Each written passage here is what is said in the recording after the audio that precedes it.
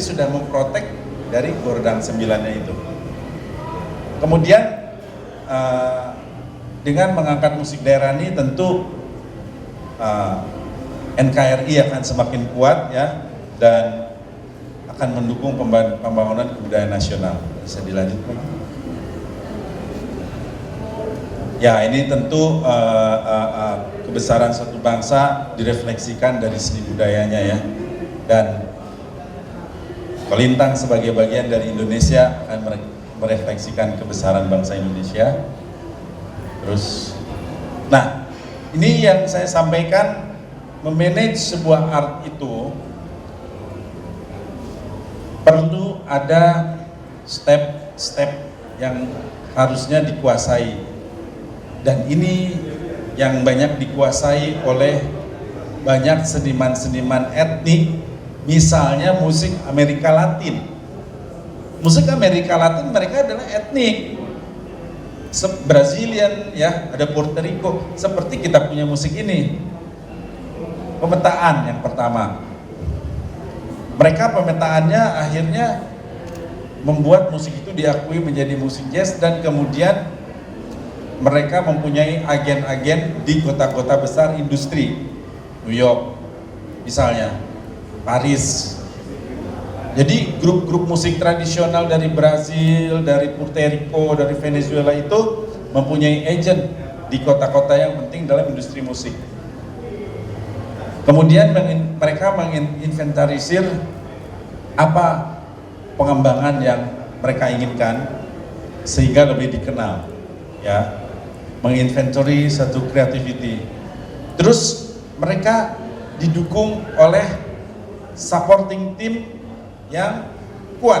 Nah ini contoh tadi Pak Georgie, misalnya kalau kan udah sering ke luar negeri ya, apakah sudah dibuat suatu supporting team yang memadai misalnya ya, atau ada ridersnya yang dikirim ke sana, apa belum untuk grup Kolintang misalnya? Coba saya panggil undang Pak Jordi di sini, Pak Jody. Nah, ini saya sedang menjelaskan employee support team ya. Sering nggak ada kesulitan ketika main di luar negeri atau di Jakarta atau di mana, nggak klop dengan keinginan Bapak? Sebenarnya ini mic-nya pinginnya sekian. Sering ada kejadian begitu nggak? Secara teknis.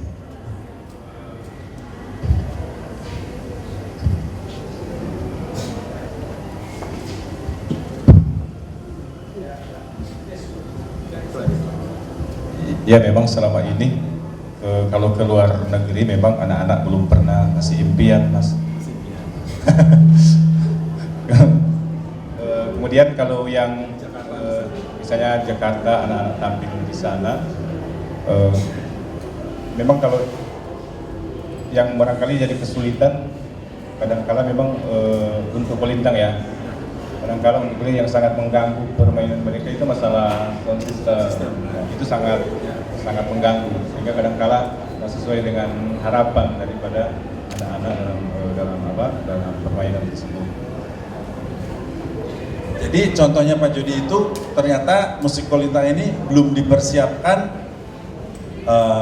technical supporting namanya itu ya. Technical supporting adalah tim manajemen di sini harus menyiapkan riders ya. Riders itu di situ dicantumkan Pak deskripsi dari alat-alat ini, kemudian kebutuhan miking dari alat-alat ini dijelaskan di Kolintang Melody perlu satu mic misalnya ini, dan itu ada dalam strukturnya ya, namanya itu dinamakan riders.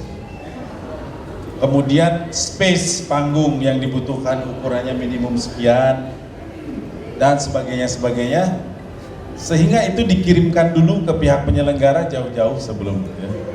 Dan ketika kita sampai di sana, everything must be ready. Itu adalah contoh dari supporting team itu yang harus dikuatkan di sini. Nah, kenapa musik-musik Amerika Latin berkembang dan sudah diakui dunia? Karena mereka sudah mempunyai supporting team yang kuat, itu salah satunya.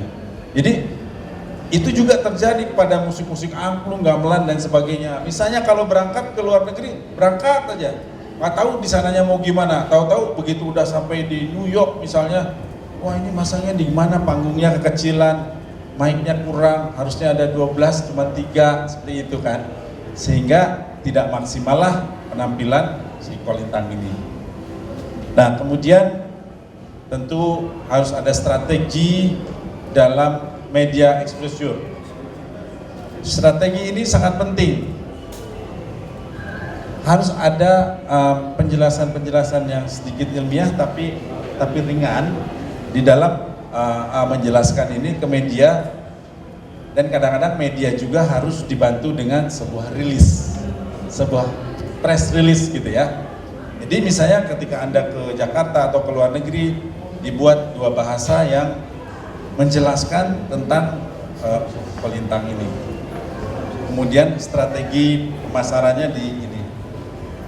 Nah tadi live performance tadi, kemudian seharusnya sudah mempunyai corporate sponsorship yang tetap. Jadi misalnya nggak selalu bingung kalau lagi mau pentas atau mau berangkat dan sebagainya. Misalnya grup ini namanya Sanggar apa? Mak Zani itu misalnya kontrak dengan Bank Pembangunan Sulut misalnya, BPD, ada BPD Sulut ada ya, Bank Sulut. CSR-nya kan ada, kenapa tidak Bank Sulut ini mendukung, memberdayakan misalnya 10 grup Kolintang dan diberi dana CSR itu untuk berkembang misalnya, dan pada akhirnya bisa maju. Jadi harus ada juga perkawinan atau apa namanya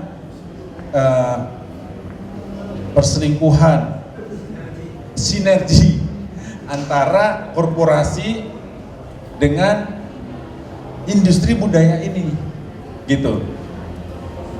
Dan ini kalau gubernur bilang aja, Bang Sulut, Kolintang, udah jalan. Nah, government cooperation seperti saya sampaikan tadi, tidak untuk membuat musik tradisional ini menjadi ketergantungan, tetapi tetap bekerja sama dalam pengembangannya, tetapi pada giliran berikutnya akan menjadi mandiri dan profesional. Nah, kemudian contemporary investment di dalam industri budaya adalah banyak orang-orang gila, orang-orang yang duitnya kelebihan, itu menginvestasikan dirinya, hartanya untuk kebudayaan ini tanpa dia terlalu banyak tampil. Di luar negeri itu banyak terjadi. Misalnya dia udah kelebihan uang, ya udah saya support buat Kolintang ini untuk bisa. Boleh lanjutkan sedikit lagi? Nah ini juga ada hal penting yang ingin saya sampaikan dalam kesempatan workshop ini, bahwa pemusik tradisional juga harus memahami 3 hal di dalam bidang rights ya. 1, rights for others, itu adalah rights untuk penulis ya, pencipta komposisi, pencipta karya cipta. Misalnya tadi lagu Esa Mokan itu ciptaan siapa, ketahuan nggak ya? Itu nonim atau ada penciptanya? Ada. Dia berhak atas ciptaannya apabila disebarluaskan, misalnya dibikin CD, apapun yang menimbulkan nilai komersial. Yang kedua, right for performers. Tentu Anda akan dibayar pada saat tampil. Kalau semua tradisional gratis melulu, gimana hidupnya dong ya Pak Ibu? Ya kan? Harus dihargai. Kemudian rights performers itu tidak hanya dibayar pada saat tampil saja, tapi ada yang namanya performing rights, yaitu ketika sudah dijadikan CD atau kaset atau bentuk apapun download, dia mendapatkan royaltinya untuk itu. Misalnya ada Kolintang yang sekarang sudah diproduksi, itu berjalan terus royaltinya. Sebetulnya tidak putus hanya 1 kali dibayar 5 juta nih, terus yang menggandakan untuk sendiri. Sebetulnya tidak begitu. Jadi bapak-bapak, ibu-ibu yang mempunyai grup Kolintang itu berhak atas performing rights yang berkelanjutan, continuity.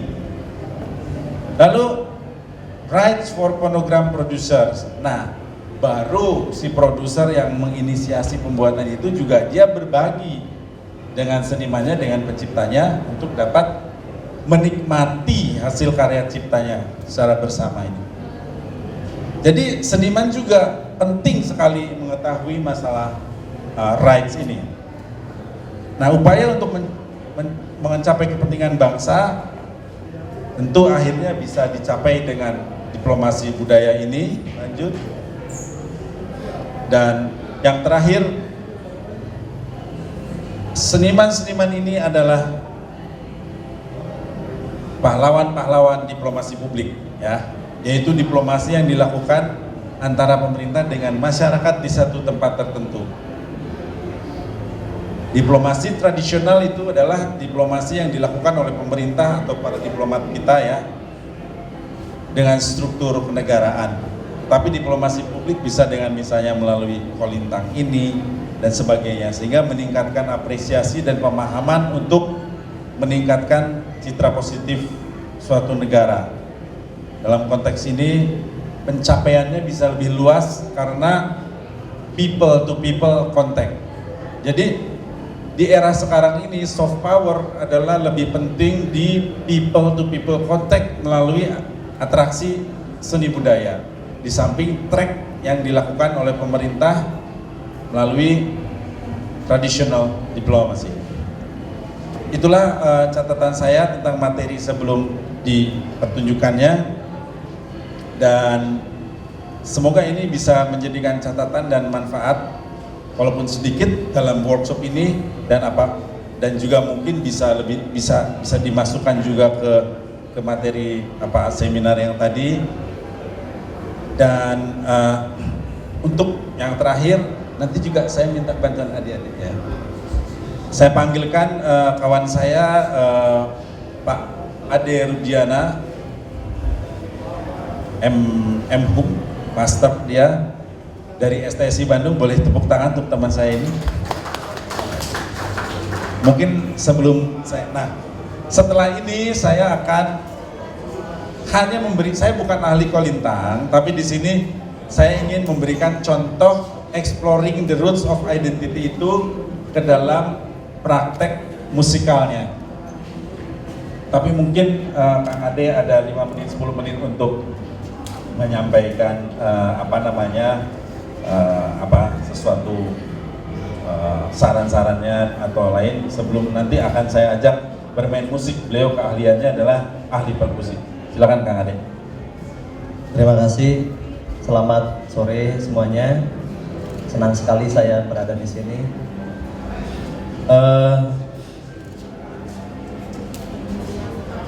Tadi saya sudah bilang di sana di seminar bahwa PR-nya yang paling besar apabila ini mau membumikan musik Kolintang ini adalah apa yang akan kita lakukan dengan musik ini. Karena seperti tadi yang Mas Dwiki bilang bahwa tidak harus bukan tidak harus, mungkin boleh diupayakan dalam kemasannya menjadi sesuatu yang baru yang tetap berpijak pada bentuk yang aslinya.